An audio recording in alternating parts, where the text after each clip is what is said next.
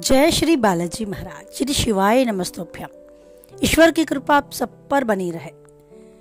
कुंभ राशि 1 जून से 5 जून 2024। जानते हैं क्या कुछ लिखा है कुंभ राशि से जुड़े जातकों के जीवन में 1 से 5 जून के मध्य। कुंभ राशि से जुड़े जातकों के लिए यह समय थोड़ा उतार चढ़ाव भरा रहेगा। आपको अपनी लाइफ में किसी भी प्रकार के शॉर्टकट अपनाने से बचना होगा, अन्यथा आपको उसके कारण ही बड़ी परेशानियां झेलनी पड़ सकती हैं। कार्यों में आने वाली कुछ एक अड़चनों के कारण आप थोड़े हताश और निराश हो सकते हैं, लेकिन स्थिति लंबे समय तक ऐसी नहीं रहेगी। आप अपने इष्ट मित्रों और शुभ चिंतकों की मदद से कठिन परिस्थितियों से उभरने में काफी हद तक कामयाब भी हो जाएंगे। मन चाहे फल की प्राप्ति के लिए आलस्य और अभिमान से आपको बचना होगा। साथ ही साथ अपनी सेहत का भी ध्यान रखना होगा। पारिवारिक सुख सुविधा थोड़ी मध्यम गति से आपको नजर आएंगी। भाई बहन के साथ किसी बात को लेकर अनबन हो सकती है। वो अनबन, वो तनाव, वो खटास ज्यादा ना रहे, ज्यादा ना बढ़े, उसके लिए खुद की जिम्मेदारी लेनी होगी। जितना कोशिश आप कर सकते हैं रिश्तों को संभालने की, अपनी तरफ से अवश्य करें। बात करें आपकी जॉब की, अगर आप नौकरी पेशा व्यक्ति हैं यानी जॉब करते हैं तो आपको आपकी योजनाओं के पूरा होने से पहले उसका दूसरे के सामने गुणगान करने से बचना होगा, अन्यथा उसमें आपके विरोधी भी अड़ंगे डाल सकते हैं, बाधा डाल सकते हैं। कोई भी काम करें धैर्य के साथ कर दें और अपने काम को गंभीरता से लेते हुए करें। जब तक वो कार्य पूर्ण ना हो जाए उसका बखान किसी के भी आगे ना करें। अगर आप कोई बिजनेसमैन है यानी व्यवसाय से जुड़े हैं तो काम धंधा हो सकता है थोड़ी सामान्य गति से चले, लेकिन लाभ की प्राप्ति के योग रहेंगे। भले ही थोड़ी धीमी गति से आपको लाभ होता नजर आए, लेकिन लाभ की प्राप्ति होगी।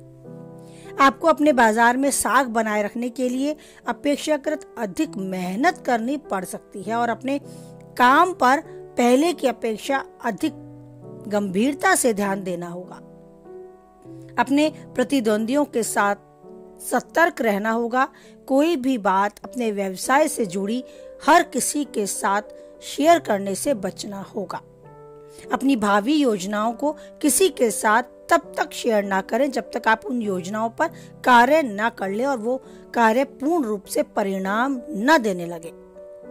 बात करें आपके प्रेम संबंध और वैवाहिक जीवन की, तो यदि आप प्रेम संबंध में हैं तो ये समय अनुकूल जाने वाला है। आप अपनी लव लाइफ में बहुत अच्छा समय गुजारने वाले हैं।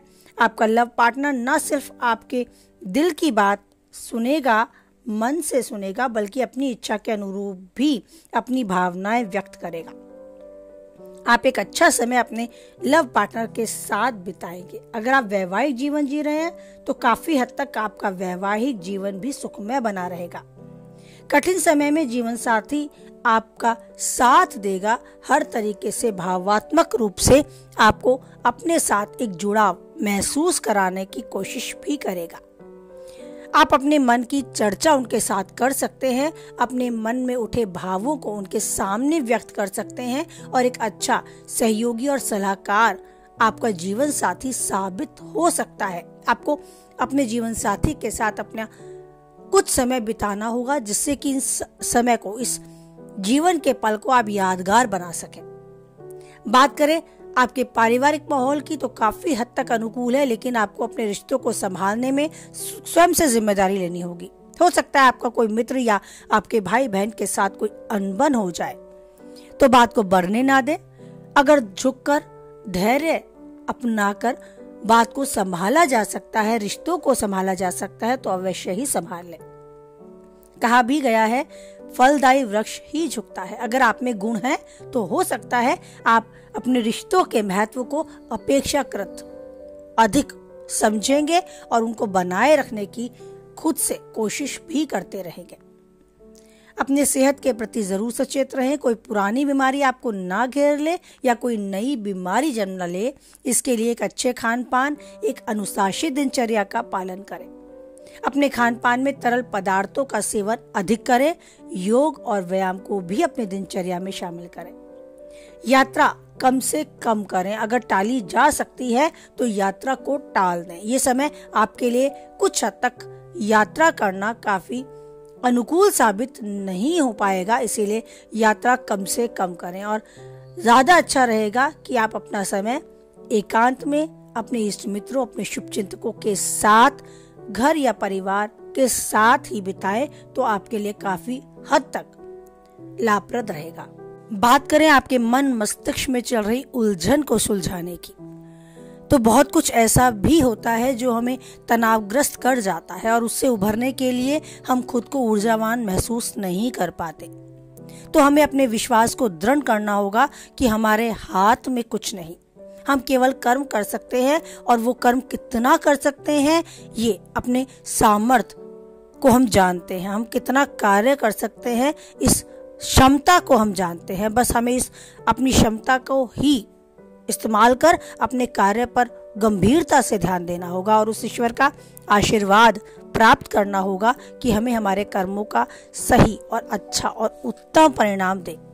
बस इतना करते चले और अपने विश्वास को दृढ़ करें कि जो भी करता है, जो भी करवाता है, वो ईश्वर ही होता है। हम केवल माध्यम मात्र हैं, हमारे जीवन को चलाने वाला वो ईश्वर है।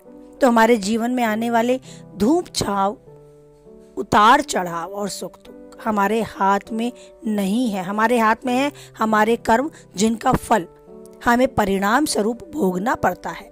तो हमारे हाथों किसी का बुरा ना हो, हमारे हाथों किसी की भावनाओं को ठेस ना पहुंचे। बस हमें एक अच्छे फल के लिए इतना ही करना होगा। हम केवल और केवल अपने कार्य पर फोकस करें और मन तन से ईश्वर को धन्यवाद करते हुए अपने रास्ते पर चलते रहें। ईश्वर को धन्यवाद करते रहें उन सब चीजों के लिए जो उन्होंने हमें दी हैं। बहुत सारी ऐसी चीजें हैं जो पैसों से नहीं खरीदी जा सकती और ऐसी चीजें जो औरों के पास है ही नहीं। ईश्वर ने आपको आशीर्वाद स्वरूप, उपहार स्वरूप प्रदान की हैं, तो उस ईश्वर का हमेशा से धन्यवाद करते चले। एक स्वस्थ शरीर और स्वस्थ मस्तिष्क के लिए भी उनका धन्यवाद करना कभी ना भूलें। ईश्वर की कृपा हम पर यूं ही बनी रहे, हम हमेशा स्वस्थ रहे, खुश रहे, मस्त रहे। इसी के साथ वाणी को विराम देते हैं। आप जीवन में जो चाहते हैं वो पाएं, उन्नति के शिखर तक बढ़ते जाएं, हर पल को यादगार बनाएं और बनाए रखें उस ईश्वर पर भी अटूट विश्वास। कुछ हद तक वीडियो से सहमत हैं आप तो लाइक करें, किसी के काम की पाते हैं तो उस तक शेयर करें और पहली बार चैनल पे हैं, बने रहना चाहते हैं तो चैनल को सब्सक्राइब करें। साथ ही नोटिफिकेशन बेल को भी ऑन करें जिससे आने वाली वीडियो की सूचना आप तक पहुंच जाए। और ना डगमगाएं, ना डरें और ना हो हताश, क्योंकि वो ईश्वर है जो कभी नहीं छोड़ेगा हमारा साथ, हमेशा बनाए रखेगा हमारे सर पर अपना प्रेम भरा हाथ। इसी विश्वास के साथ बोले जय बालाजी महाराज, जय माता दी।